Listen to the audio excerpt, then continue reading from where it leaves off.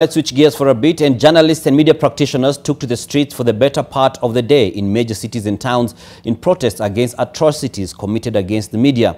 And as NTV's Brian Muchiri now reports, some of the issues that the journalists want addressed are direct targets by the police and protesters, I should say, amidst the protests.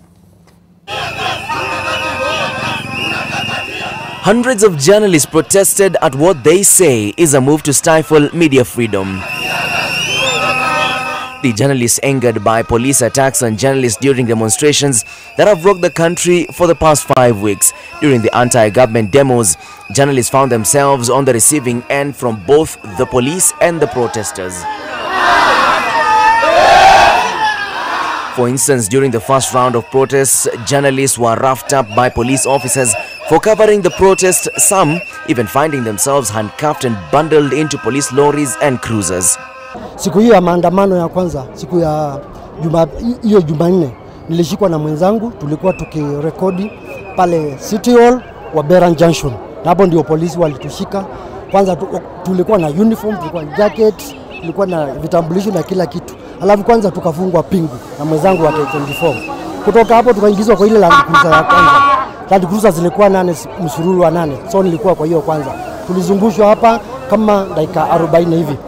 From there tukaingizwa kwa lori. However, the climax of the attacks was when Akameme TV and radio journalist Catherine Kariuki Wajeri was shot in the thigh while covering anti-government demonstrations in Nakuru Town, Nakuru County. Further, the media has also been a victim of the president's wrath. If the country goes the wrong direction, there will be nothing to report and there will be nowhere to report from. The journalists also feel that PS Edward Kisiangani is a stumbling block to the achievement of media freedom. That for us to have order in the media industry, Kisiangani must go. Journalists were also not shy of putting out their voices on the issues at hand. We are here to oppose what we are terming as infringement of media rights. We are here to protest and say that do not crush the messenger, trust the messenger. Kama wanahabari tumepewa nafasi ya kuendelea na kazi hii, lakini unakuta kuna changamoto ambazo zimeletwa na asasi za serikali. Unakuta idara ya polisi wanadhulumu baadhi ya wanahabari. Enough is enough. Free the press, let the journalists keep doing their job professionally, and if you don't like what is being said, take it as feedback, work on that, and let the people speak.